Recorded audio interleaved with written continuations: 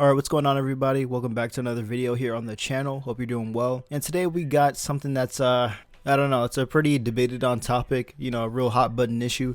It's something that I think everybody who watches this video can have an opinion on. And so if you do, just comment down below what you think about it. So Thursday evening, a guy by the name of Lia Thomas, who's a transgender athlete who competes in the women's division for swimming, became the first transgender athlete to actually win a championship. Like, he pulled away with a 4:33. And if you look at the tape, it's kind of obvious that he has an advantage because he is a biological male. So prior to this, Lia took a year's worth of hormone replacement, and I guess that's just like to get you more estrogen, because males and females both produce estrogen. That's like a female hormone. But I guess if you take enough hormone replacement, then you replace the testosterone that you were born with as a male with the estrogen, and that becomes like the predominant hormone in your body. So you might be like, dude, why are you making this video, right? Like, what's your point, right? So here's why I have a problem with this whole thing, right? I'm going to give my opinions on the whole situation. Now, I'm on the side of, I don't really think that a male should be competing in a women's division, even if they do see themselves as transgender or they see themselves as the other sex, right?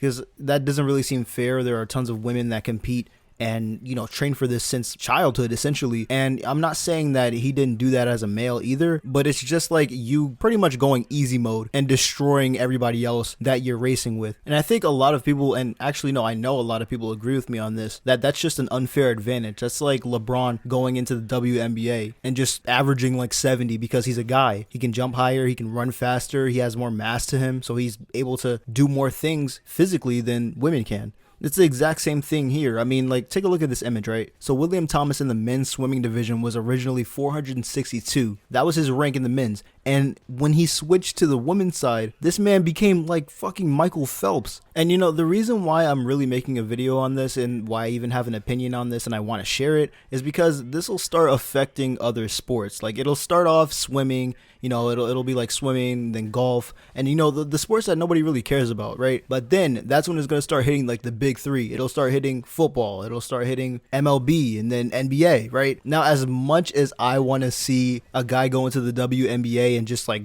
destroy that women's league, because I mean at this point they kind of deserve it, I don't think that that's gonna even help the situation with the failing women's league and sports in general. Like, I mean, we all know the situation, what's going on with the women's league, right? Like, it's been on the decline for years. Like, nobody really watches it. Like, the video that I made, I don't know if you guys remember, about the WNBA and why they should just destroy that entire league. I still get comments on that video to this day on ways that they can improve, or even why they should just end the entire project, because nobody really wants to watch it and it's just a waste of time. And now you might be questioning why I'm even mentioning the WNBA. Well, one, it's because it's one of the bigger opposite sex sports. And two, I want you to try to imagine like what it would be like if one of the men who played in the NBA transitioned into a female and then started playing in the WNBA. Because obviously that wouldn't be fair. It'd be boring, honestly. Like, yeah, it might get views the first time because it's the first time it ever happened, but I mean, it's gonna get to a point where it's just like, what's the purpose in this?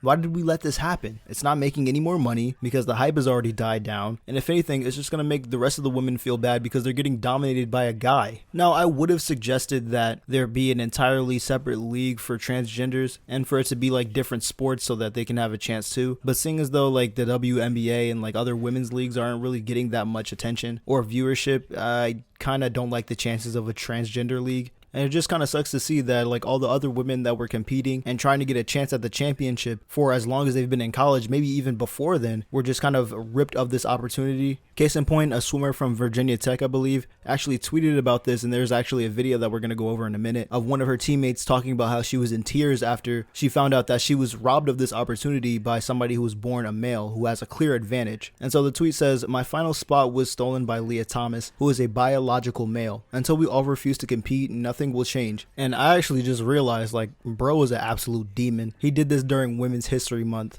That's crazy. Alright, so finally we're going to look at this video. It's an interview of one of the Virginia Tech swimmers' teammates, and she's just going to be like talking about how they feel about the situation and what it was like for the teammates to go through this. Tech swimmer, what did you think about Lia Thomas competing today as a swimmer in this competition?